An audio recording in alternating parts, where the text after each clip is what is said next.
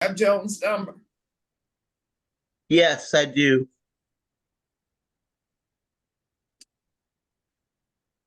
Well, we're going to get started since you started the recording. I don't know why you did that.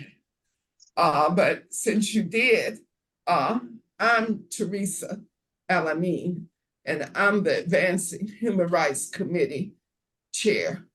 And this is our monthly meeting for ending mass incarceration and the death penalty. We meet every first Monday at 2 p.m. And our check-in today is your roles in the organization. In addition, I'm the Fannie Lou Hamer branch organizer. And the question for the day is, how is your day going? And I got out early, went to the bank. It was a nightmare, backed up traffic. So I drove by that and went and picked up these framed pictures from 1998, 2000 that I've been saving. It's a picture of me, Lucy, with Kathleen Cleaver and Muhammad Ahmed from 1998 at the Black Radical Congress. You know, she has a serious case of dementia now. Kathleen Cleaver has dementia. I did not know that, but oh my goodness, there's so many for people. Years. Yeah, so for years. And so why don't you go ahead, Robin, and tell us who you are and how's your day going?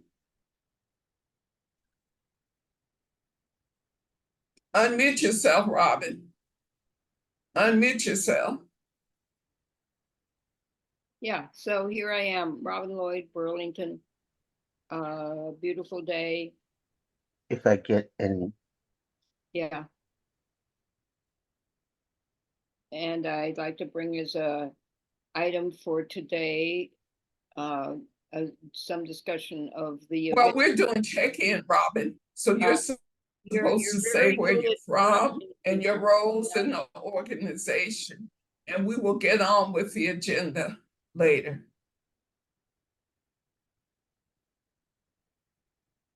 Something's wrong with you're always video or something. Well, I'm just trying to help you stay on the agenda. I have nothing more to say. All righty. Lucy, would you please introduce yourself? Yes. Lucy Murphy in the DC, Maryland, Virginia branch of WILP, and looking forward to Juneteenth. I just realized that after a wonderful conversation with Teresa a little bit earlier, that we do have WILP members who are involved in the Bethesda African Cemetery Coalition, which will be doing an important action on June 18th, which is the day before Juneteenth. And then we have two things going on in DC on Juneteenth, June 19th. Yeah, DC is big on Juneteenth. So George Friday, would you please introduce yourself? Sure. I'm George Friday. I live in Shelby, North Carolina in the Southern Piedmont branch. And I am program director on the board. And my day has gone slow, but good. And George, we don't have any program directors. You're actually the program committee chair. It's an elected position, not a paid position. Miss Robin Lloyd, who's acting kind of testy today, she and her legacy money are trying to get us an executive director, and that will be the only person I think that will have that title if that comes off. And so George, could you help with the agenda? For those of us who attended the 35th Triannual Congress, we wanted to just kind of check in on how we think that went, because I do know that Robin and I and George did. So Robin, do you want to cooperate and say something about the Triannual Congress sessions you attended? I would be glad to say something if you'll promise not to interrupt me when I say it.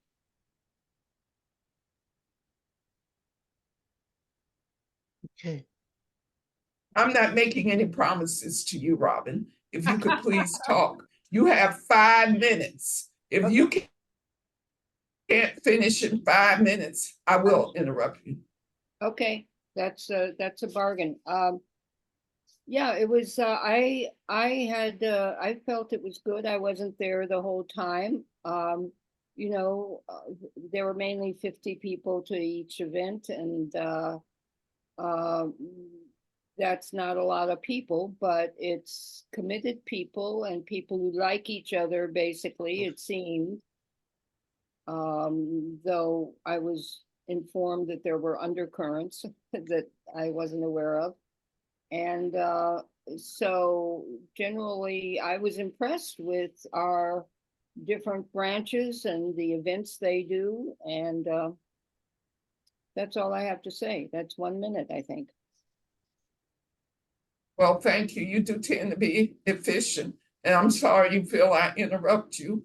But when we ask people to follow instructions and they don't, I just try to get people back on track, because Lucy and George and I did what was asked. We told our branch, we told our roles, and you just didn't.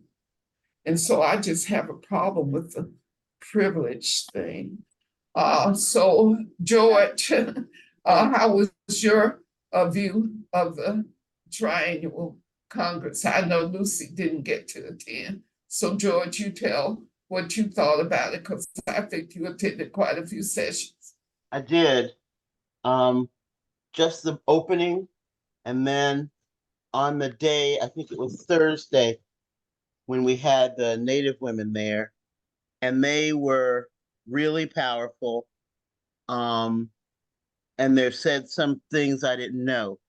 So I learned a little bit about their relationship, or how they view their relationship to water. And then the PFAS discussion, and the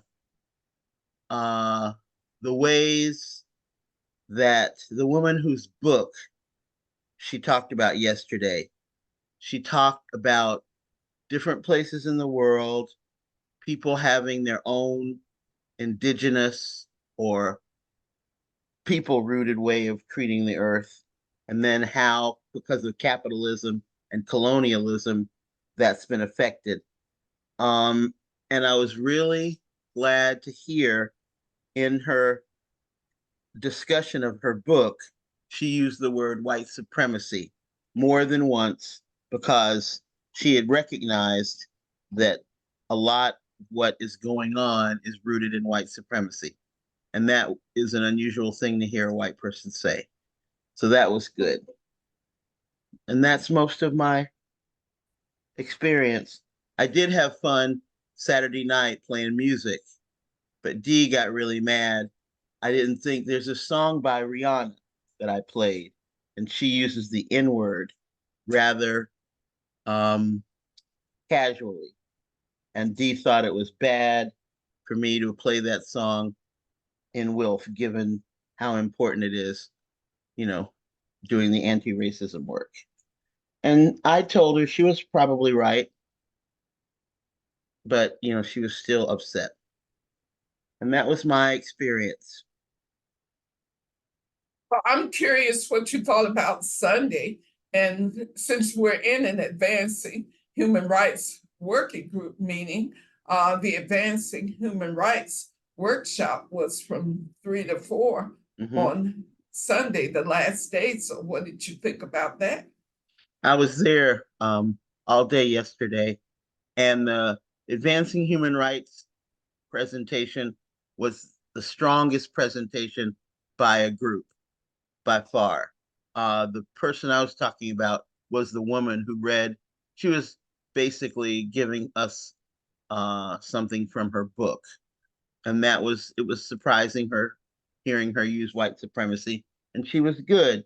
But the Advancing Human Rights, the three sisters, the Mama Omada O'Day, it was just blew my mind because there was nothing else like that during the Congress. Well, thank you, George. Well, I attended the first DEI session, and that was on Thursday, I believe. And I was really kind of taken aback, George, by the fact that it's not recognized that WILF is an organization of mainly progressive women of European descent. I mean, I know I talk about the institutional racism a lot, but I know that people like Robin Lloyd have a very high consciousness because Robin Lloyd went to Africa for her high school graduation, and she has probably seen more of Africa than most Africans living in the United States who are descendants of enslaved Africans. And so when Robin mentioned that the Burlington branch had gained 3 people of color, I thought celebration. And so what I will say to you, George, is on the DEI work, don't be so rigid and narrow. I know the work.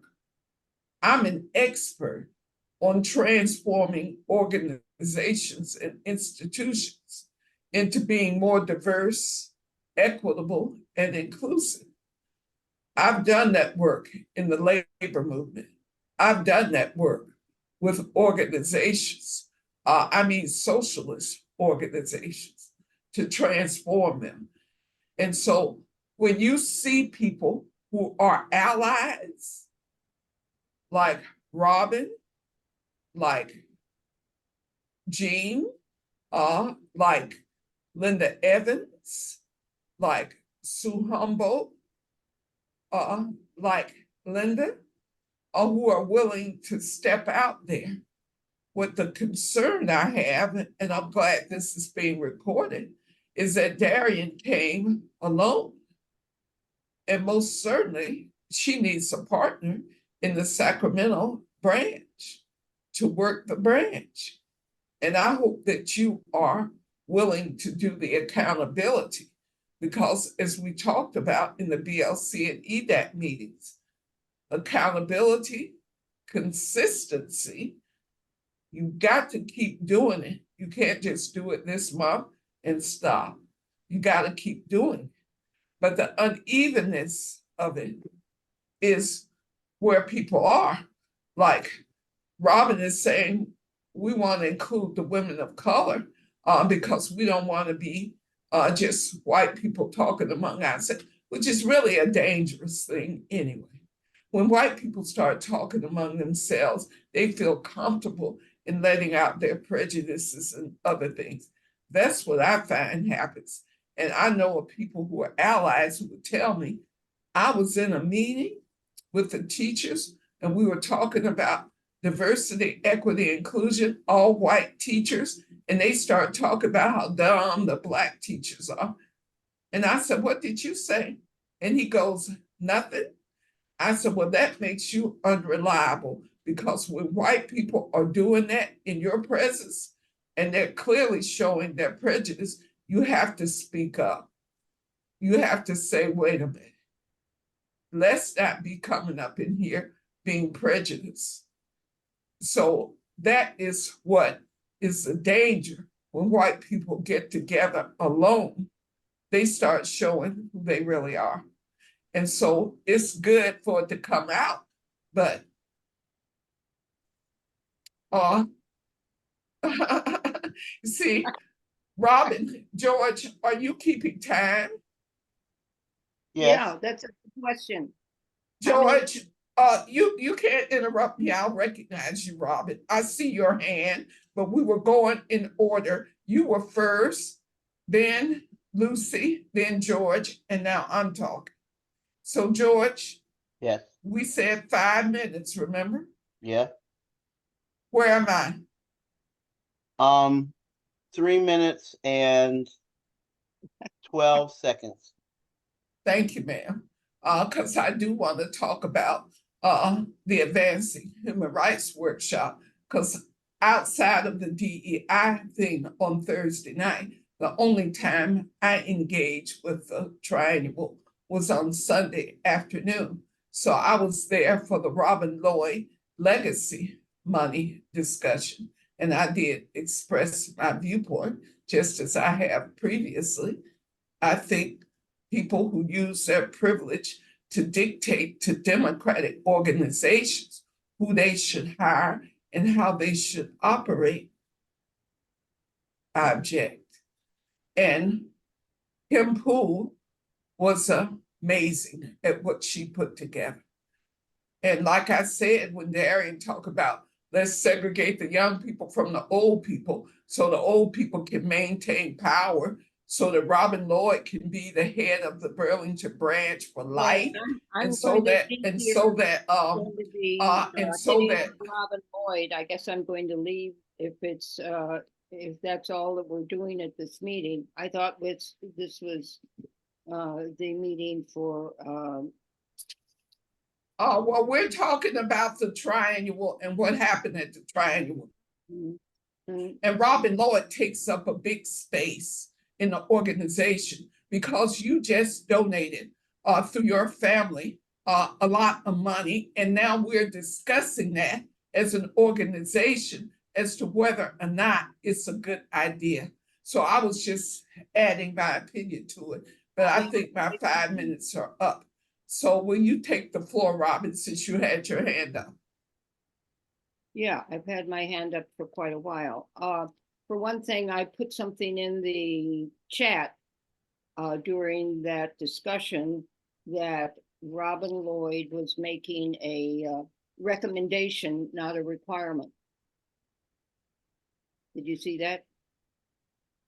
No, I didn't, but you and I had that conversation, and I was so proud of you when you said that. And then Mary Beth Gardner has put the hard knock down, saying, no, the money is only for this, and it can't be used for anything else. So you have to tell them what you really mean, because there is a major shortfall in the budget. We're in an austerity budget. It's an awful situation. There's not enough money to do the regular stuff. Okay, the So, board. I you don't have a see lot of anything influence in the now. chat. I Huh? don't see anything in the chat. She met at the other meeting. Oh, That was yesterday's meeting. Isn't that what you meant, Robin? Yes. Yesterday's meeting. In fact, maybe it was Saturday's meeting. When we Well, discussed. yesterday was when we talked about the legacy money. Oh, yeah, Yeah. okay. Yeah, See, Robin, you don't realize how much I admire you, Robin. And for some reason you think, but I have told you every time the generations of Robin. Robin is a third generation Wilf member, Lucy. And when I found out about Robin going to Africa, when the Fannie Lou Hamer branch started, Robin was our speaker 2 years in a row at our anniversaries because Robin Lloyd is committed. And all the African people that Robin knows in Burlington, which has a 1%, I think, population of Black people, and Robin seems to know them all. Robin, I admire you. I love you, Robin. But I just got a problem with that legacy money thing. But other than that, Robin, you're the, as they say, the shero, because you know a lot, and you are fair, and you stand up for what's just and fair. That's been my experience with you. So, Robin, don't ever think that Teresa has any problem with anything other than that legacy money about Robin, because Robin is committed to the struggle. And when Yanaka, you invited Yanaka to your house, and I mean, that was just wonderful. And I know he thinks you're wonderful too. So everybody who meets you, Robin, thinks you're wonderful. I'll stop talking, Robin. You just jump in, Robin. Say what you want to say, Robin. Mhm. Yeah, I just want to put Go something. ahead, Robin. I can't hear you. Huh? I I'm, can't hear you. Your hands up. yeah, I'm not muted. Can't you hear me? Oh, now, but your hands up. Is that from last time or now? No, no, I've been wanting to put something on the agenda and I don't know how. Let's do it. Let's do it. We got time. What's the thing? The big thing is my event tomorrow and I would like your and George's and Lucy's insight on this event, and I emailed you the event just at the beginning of this hour. And I can read it to you. So can we discuss that now? Yeah, let's talk about the event. It sounds really important because we owe Haiti a great debt. And you said it was kind of going to be about Haiti. So tell us all about it. Okay, let me get the email that I just sent you. George, why did you put up this meeting agenda?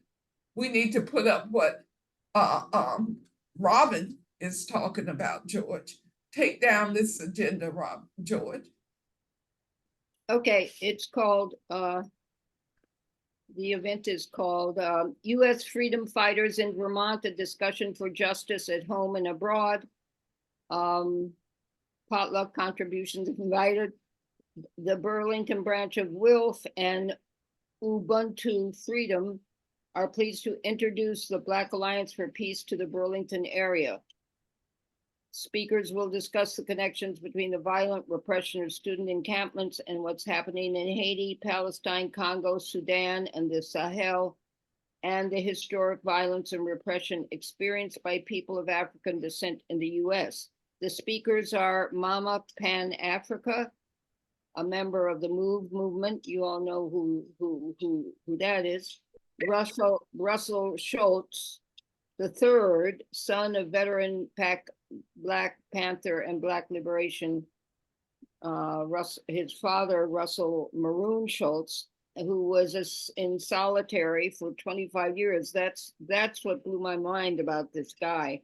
And then his partner, I guess, artist Yane Ngo, who helped build the Black Alliance for Peace. And then someone named Tone, who's from Boston. So I guess what I wanted to say about this, that I met Russell and Yane, but through Jill Clark Golub, who is a woman of Nicaraguan descent, who took me up to meet them way up north at a place called Black Dirt Farm. And black refers to organic dirt, it's compost. They create black dirt and sell it. It's a big operation, 10 people employed. So, but they stay there. Anyway, the story of Russell's father, I had never heard before. And I Googled around and found a long article called On the Plow, called by a newsletter called The Plow, that talks about him and his experience and who he was. And he has 5 children, but he was in solitary confinement. And apparently he didn't go crazy. Who is this man? He must have been an incredibly mentally disciplined person to have had that experience. So I'm so interested to hear what Russell Jr., I guess it's Russell III, has to say tomorrow. And I'm wondering whether you all know these people. I'm sure I had never heard of Russell Schultz before. So that's, Well, yes, and he wrote a book in solitary confinement, and I actually have it. So George, um, do you want to respond, or Lucy respond to Robin? Because Russell Maroon Schultz was one of the most famous political prisoners. And I met his daughter, Teresa Schultz, when I visited in Philadelphia when I was visiting Pam Africa. This is an amazing event you got going. I know all these people. Pam Africa, love Pam Africa, and I'm glad to know that she's back because she took a bit of a sabbatical. She was having a rough time. But all of these folks have spoken. Pam Africa, in particular, spoke at the Umoja Unity Talks that we did a couple of years ago. Uh-huh. And so this is great. So what time does it start? 5 o'clock. Oh, 5. 5 p.m. EST, and we'll be underneath a big tree, and then we'll have some food. Will it be videotaped? Because I have an event at 6 p.m. and then I'm speaking at City Council, and I'm gonna leave my own event to go to City Council to talk about reparations in 2028. We're not. Will it be videotaped? It will be videotaped, but it will not be Google. It will not be Zoomed, so it will not. It will not be live streamed. Not be live streamed. You're saying it will not be live streamed? Yes, it will not be. But it'll be videotaped. Yeah. We're getting someone to come, I'm pretty sure. Well, that sounds wonderful. A nice potluck. Well, I see the email. It sounds great. This is a very big deal. George, you got the email too, didn't you, George? I hope so. I'll go check. Well, Robin, it looks like you were able to post to the list because your email is saying, will advance human rights list that you forwarded to me. So it went out to the list. I've got it, Robin. Okay. Yeah. Good. You got it too, right? Right. So let's let everybody know that we'll have the recording when it comes out. This is fabulous. Well, George, if you could give your report on North Carolina, I'm going to go and find my Russell Maroon Schultz book so I can show it to. Guess who collaborated with him, Lucy, on writing the book? Fred Ho. Fred Ho was devoted to Russell Maroon Schultz. Yes. I remember, I think we went to the event where the book was it was a book event at a church in New York with Fred Ho. Yeah, in New York. And Steve Bloom was also a part of it. Yes. So George, if you could give a report on North Carolina mass incarceration, and please take the 5 minutes to do that, because it'll give me a chance to walk slowly over and get the book off the bookshelf. Okay. And speak loudly, George. Speak with your outdoor voice so I can hear it. Okay. In Charlotte, and most of the people in the Piedmont branch are near Charlotte or in Charlotte, but there is an organization called FAM, which is Families for Justice Reform, but their FAMM is their acronym. And one of the leaders responded to an email that I sent last week or so, and to ask if they would speak at our member meeting, and a, a Southern Piedmont member meeting.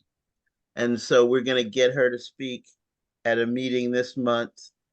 The Second Chance Alliance is the organization that Sangria Noble, one of our members, heads up. And this organization, FAM, is part of the Second Chance Alliance.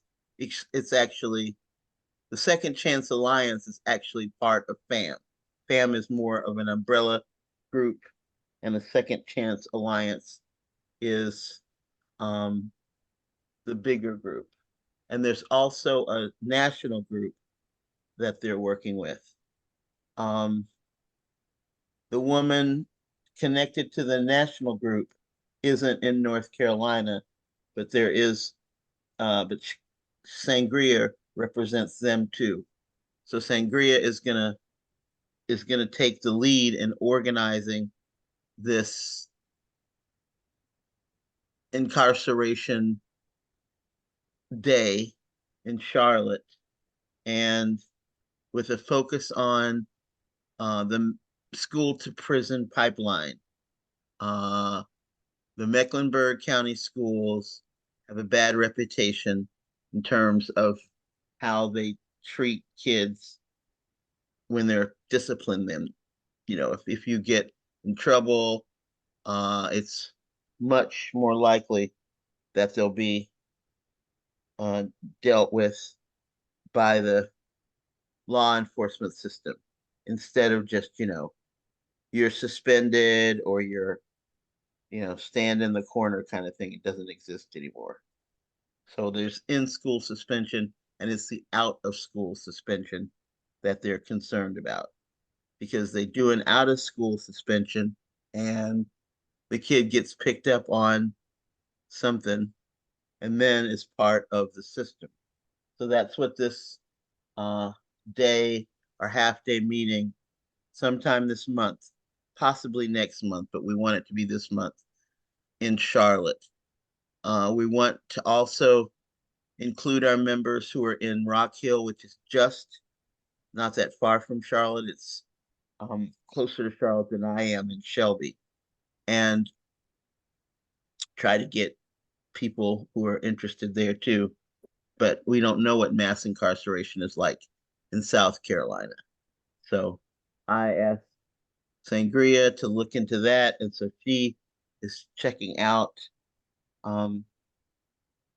groups that will be able to help us out with having a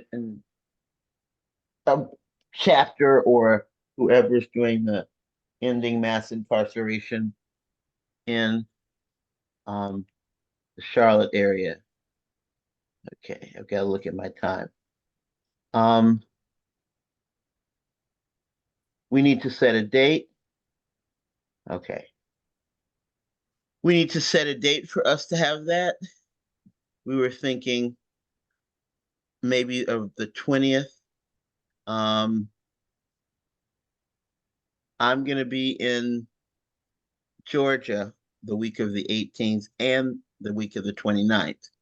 So it would be the week in between those when we would have the event in Charlotte. So that's a lot that's happening for us, but that is all. Okay. I had pulled up some history on FAM, its website. 1 in 2 adults in the United States has experienced incarceration in their family. Mm, So yeah. that is a strong, strong statistic. Okay. Someone else Somebody used to say we're all in minimum security. we're all in minimum, we are all in minimum security. We absolutely are. So I want to see this date we talked about. It's going to be on a Saturday. And can't believe it's not on our calendar yet. But we haven't set it. Oh, I'm sorry. I'm going to call you back soon. I messed up Oh, there. I bet the 21st or 22nd is the only date. And we're going to do it in June. It's going to have to be one of those dates. But we'll know soon. Yeah, because you'll be back from being here on the 18th. Yes, I will be. And it'll be before I have to come back Well, to the 29th. Robin, this is a book, Yeah. Maroon the Implacable, the collected writings of Russell Maroon Schultz. You can buy it. Ferguson, So was that all written while he was in Sylvia prison? Fed. Yeah, yeah, because he was there until shortly before he came out, and then he died within a few weeks of coming out. They let him out, and then he died. But his life And story, Amiri Baraka wrote about the book. This book is that very funky instruction manual on how to make revolution. Amiri Baraka, beloved poet, essayist, and activist, former poet laureate of New Jersey. That's what he said about it. Herman Ferguson and a bunch of other people wrote. So I believe he was this is a book. And this is what he looked like, Russell Maroon Schultz. Very handsome brother. Very handsome brother. a scholar too. Yes. But I believe Behind the walls. And he was part of this collective called Scientific Socialists. And so the book was edited by Fred Holt, Lucy, and Quincy Saul. Fred Holt and Quincy Saul, musicians. There's an afterword by Matt Meyer, you know, the Fellowship for Reconciliation, Matt Meyer. And so no Zizwe, Malala, Rutledge, they wrote the afterword. Yeah, as I recall, Manifesto, he managed, Scientific Soul Sessions. Huh? yeah, he managed to get out of prison twice. He managed to get out at the end when he was dying. They But let no, him out. It was supposedly some kind of humanitarian release. And he died shortly after he got out, but he didn't die in prison. yeah, That was the goal. yeah, We're trying to make sure that we get Mumia out so Mumia doesn't die in prison. Because he just turned 70 in April, Mumia. Mumia is now 70 years old. yeah, yeah. And he went in 81. So another person who's been in a long time. So, Robin, can you tell us what's going on? The latest with mass incarceration in Burlington?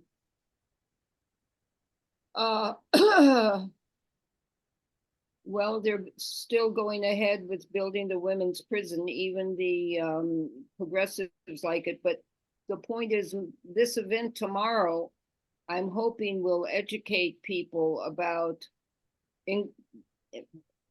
incarceration, because Russell was framed basically. I don't know, I forget, but exact crime he was put in prison for did not merit anywhere near what the many years he spent there, and for people to understand that how this thing works. So I'm hoping tomorrow will be an education for people in this community. Yeah, it's a great event. So Lucy, what's happening with DC locking up all the homeless people and throwing away the key? So what's happening with the mass incarceration of the homeless and the mentally ill in DC?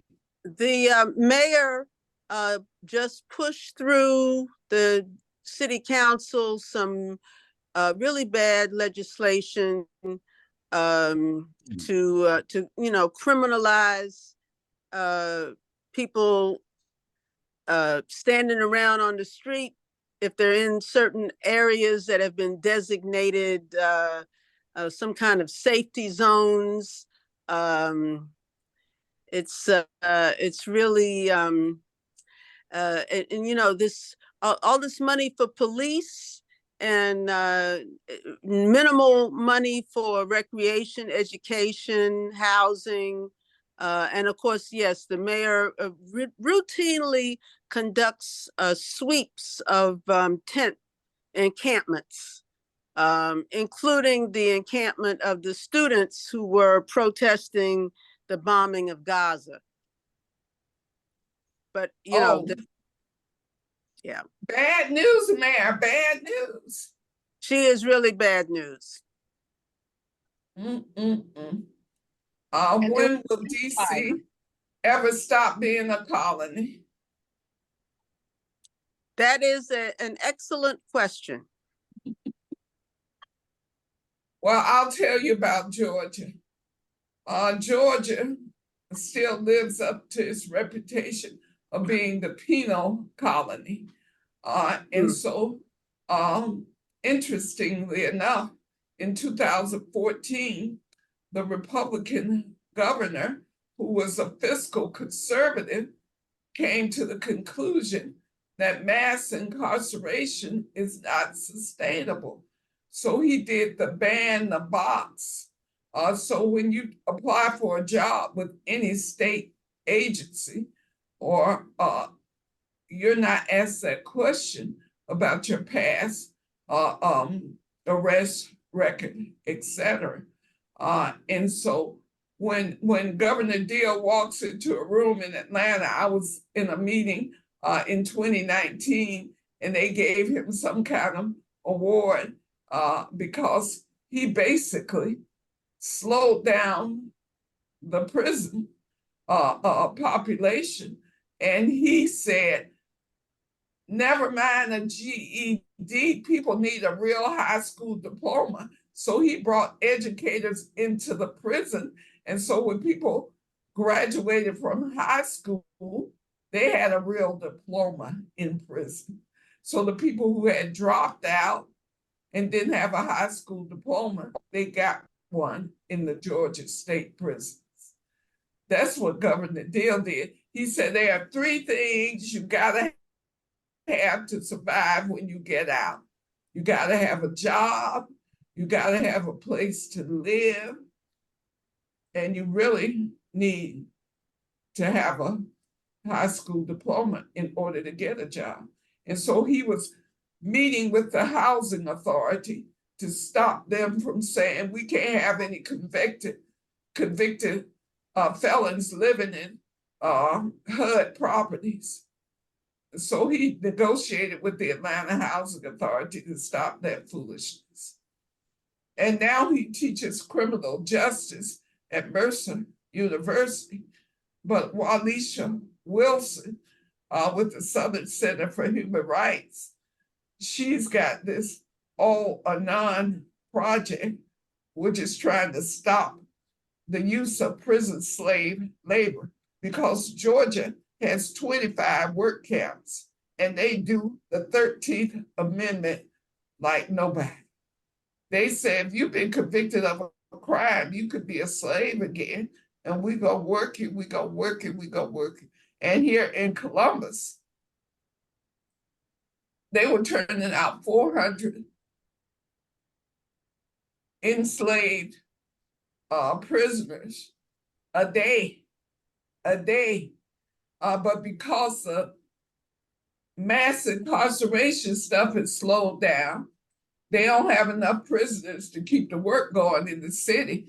And they got enough nerve to complain that they ain't got enough prisoners to use as slaves. It's just a matter of time before the prison slave labor is gonna go away, because they've already started hiring employees to do everything but deal with the cleaning of the buildings. You still see the trustees walking around in their nice, crisp, white uh, uh, prison clothes with the blue stripes on it. You see them at the DMV, you see them all around. And then they keep up all the golf courses and the parks. Oh, yeah. See, what I'm speaking about is city council tomorrow is reparations in 2028. See, Columbus was founded in 1828 as a slave holding municipality. So in 2028, we get our reparations. And that's what I'm going to be talking about, because the reparations are going to be centered around housing, barely. But you got companies in Columbus who own slaves, and now they're very, very rich companies. So when you start tracing back the history of Aflac and the Synovus Bank and the W.C. Bradley company, which owns a whole bunch of real estate, we're going to say give it up. It's stolen land anyway, because if you go over to Fort Moore, there used to be Fort Benning, they got markers all throughout the fort of the battles with the Muskogee, the battles with the Creek, and the battles with the Cherokee, where they stole their land. They don't even hide it. Stolen land. All of Muskogee County, they still kept the name of the nation they stole the land from, Muskogee County, Columbus, Georgia. So thank you for being here at our meeting today. The only other thing we really need to go over are some quick announcements. So George, help me out, because I believe the housing justice meeting is going to be this Thursday, George, at Yes, ma'am. 6:30. Do you have that? Yes, it is. Housing justice meeting. I'll put the link in the 6:30. chat. Yeah, but what you need, not put it in the chat, George. George, is only for us in this meeting. So if you could make sure that everybody on the BLC list, on the Advancing Human Rights and the branches list, get the notice today, because Yes. Thursday is just a few days away. It's actually not Thursday, it's And Friday. the only other announcement. It's Wednesday. What? It's Wednesday. The housing justice is on Wednesday. It's on the 5th. Oh, thank you for correcting me. Oh, yeah. Well, I will be there with bells on. So the only other thing is the Southern Anti-Racism Network is celebrating our 25th anniversary with 2 events. One on the 18th, the day before Juneteenth, where the mayor is going to present his proclamation. And the other one is $100 a plate dinner in Atlanta, where Lucy Murphy will be our singer, and she's going to sing Roaring Twenties songs from 1923. So Lucy, do you have your accompaniment yet? The guitarist or the keyboardist? I do not. I have called and spoken to some people and left messages, and folks are going to get back to me with more recommendations, but I do not have a concrete person. Well, we're counting on you. And so Yes. because we need to know how much that will take out of the budget, you did let them know the address, 4475 Best Road. I sent that to you. No, I only dealt with the time and the day. Whoever says yes, then, or whoever Oh, has the yeah, time available, then we'll talk yeah, more about how oh, much yeah, and where. Yeah. yeah, that makes sense. That makes sense. Well, I got the jazz club. I'm meeting with them on Sunday. It's called the Columbus Jazz Society, actually. And Wow. so there's a woman who sings, and I'm gonna get one of them. It's all musicians. I'm the only non-musician in the group. And Okay. so I will get them to do the 18th event here in Columbus. If we run into a snag, Columbus is just 90 miles from Atlanta, and they go up and down to Atlanta all the time. So I'll I find hear out you. if there's a keyboardist or somebody there that's a possibility. But Okay. thanks everyone for coming. The next EMIDP meeting is July 1. That's the first Monday in July. So I'll see Okay. you then with a few more people. Okay, Thank bye. you. Thank you, George, for saving the recording Oh, and yeah, send the recording out as soon as you can, I George. will. Thank you, ma'am. Bye-bye.